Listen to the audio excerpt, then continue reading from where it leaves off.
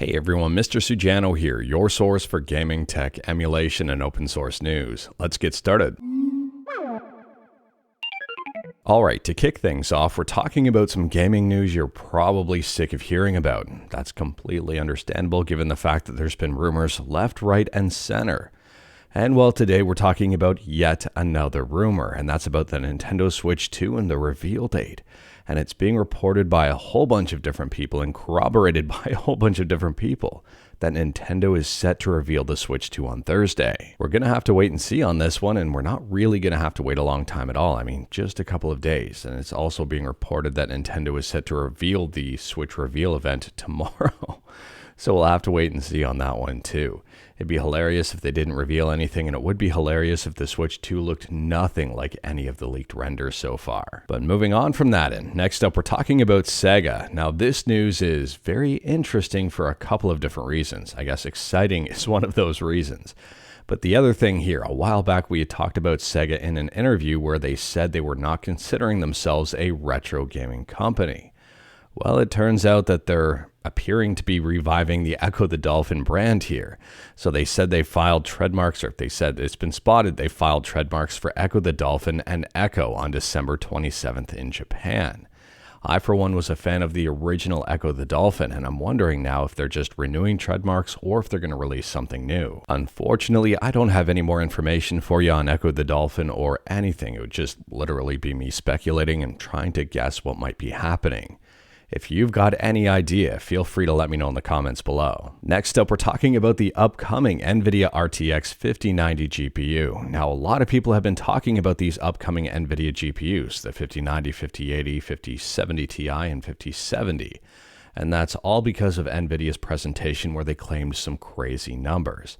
DSO Gaming has done some, I would say, unscientific validation of some data here, and it appears the 5090 may be 30 to 40% faster than the 4090. Again, it's worth pointing out here that these are not necessarily scientific numbers, so take all of this with a bit of skepticism, with a bit of flexibility, and well, these are just preliminary tests, and I would say that we're going to see in-depth tests as time goes on here. But anyways, one of the tests was with Black Myth Wukong, without DLSS 4, and that is a big key. Anyways, without DLSS 4, the game ran at 29 FPS on the RTX 5090.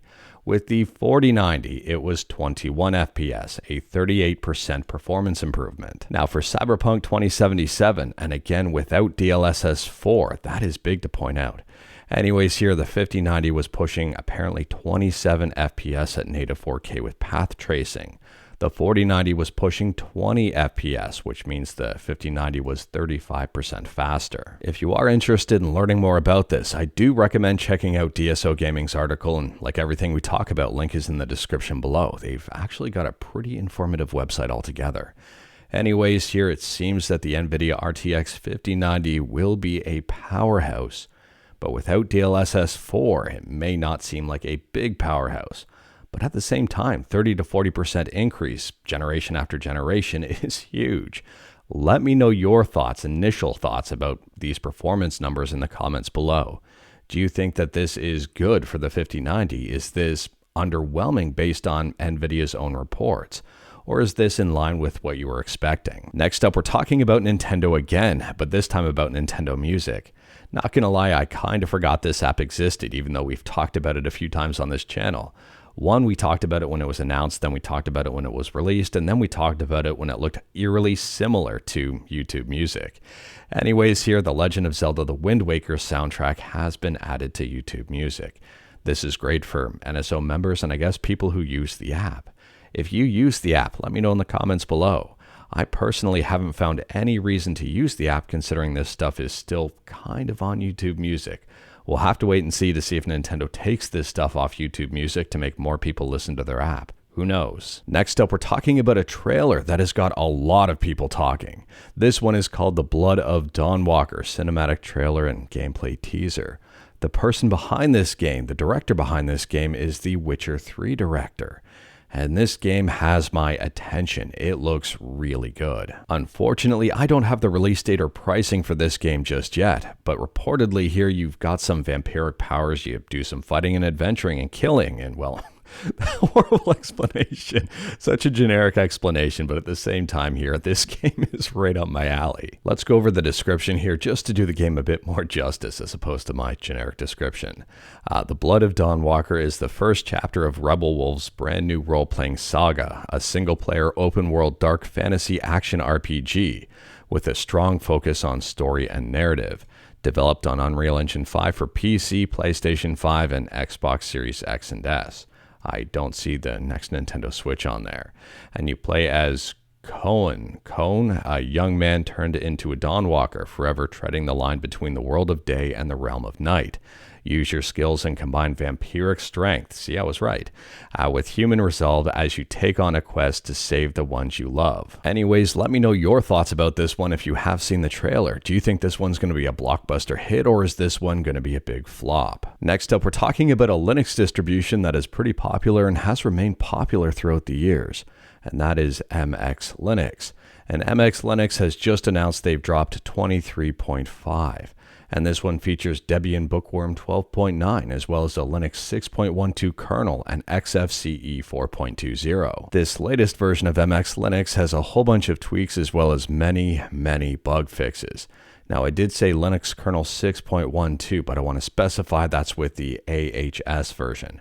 AHS stands for Subscribe to Mr. Sujano, or Advanced Hardware Support, depending on how you wanted to interpret that. So if you're having problems with the standard Linux 6.1 kernel, the LTS kernel that MX uses normally, you can check out the AHS version, which does use 6.12.8. Licorice kernel. Now, I've got no idea why I always stumble over the pronunciation of licorice. We've talked about it a bunch on the channel. Anyways, if you're not familiar with it, it's an enthusiast Linux kernel designed for uncompromised responsiveness in interactive systems, enabling low latency compute in AV production and reduced frame time deviations in games. But moving on from that, and next up, we're still talking about Linux distributions, and this time about OpenSUSE.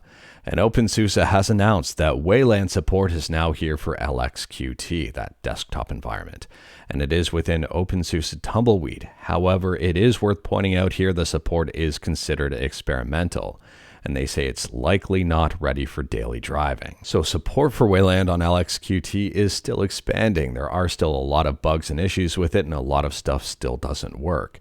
And they're not making any recommendations for default settings, and that's because it's still in active development. I would assume it's always going to be actively developed, but at the same time here, they're just at a point where it's not ready for recommendations and ideal settings just yet. And performance will probably vary from system to system and I guess use case to use case. Next up, we're talking about Minecraft. Now, if you still play Minecraft, I'm assuming you use a whole bunch of mods and it's just modded out the wazoo. If you don't, if you still play vanilla Minecraft is getting an update here, and it introduces a bunch of new things. One of those new things is pig colors based on, I guess, ambient temperature. So they say here, this snapshot adds new ambient features to the game, including wildflowers, leaf litter, and falling leaves. Pigs are getting 2 new variants. You may venture into the colder biomes to find the cold pig, or head for sunnier spots to meet its counterpart. No surprise here, the warm pig.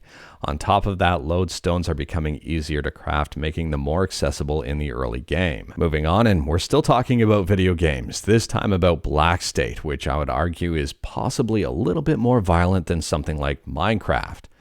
I guess depending on how you play Minecraft, that can get really dark really quick. Anyways, here there's a brand new trailer for this game showcasing some gameplay from IGN. And this is from CES 2025, and the gameplay on this one is about 3.5 minutes long. Black State is currently in development. It looks like it's shaping up pretty good here, but there is no release date on Steam yet, no pricing or anything like that. But you can wishlist it, I guess, if you wanted. And this one, to me, I think is going to be pretty popular once it releases. But moving on and shifting from third person to first person and still talking about video games, next up here we're talking about Deficit. And Deficit just dropped an announcement trailer over on YouTube. In my opinion here, this game looks pretty good so far. It's an indie game, and if you're a fan of something like Half-Life, you may be a fan of something like Deficit. Now, unfortunately, I don't know when this game is releasing. I don't know the price. I don't know a whole lot about it other than what I've seen in the trailer and what's listed on Steam here. Who knows, maybe we'll get a key for it and be able to give away a copy. Either way, this game to me looks super interesting and super fun. And last up here, we're talking about an Atari 2600 emulator written in Go called Go for 2600. And Go for 2600 is gearing up for a very big release. So over on GitHub, version 0.40.0 preview of Go for 2600 has just dropped. This is not the official stable release, but if you wanted to check out changes early, you absolutely can here. It is free, it's open source, and with this brand new version here, there's a lot of additions, a lot of tweaking, a lot of brand new settings, and well, you can have a lot of fun changing things around. On top of that, there's overall improvements to rendering, audio, and configuration, and there are bug fixes as well, and the developer also has a brand new blog. Again, like everything I talk about, link is in the description below if you wanted to learn more about it. But anyways, that is all I've got for you in this one. Straight to the point, all stuff and the Legendary One Fluff. We talked about a bunch today. Feel free to discuss anything we talked about in the comments below. If you like this video, leave a like. If you didn't like this video, leave a like. Hit that subscribe button. Check out my other videos. Don't tempt fate. Save your state.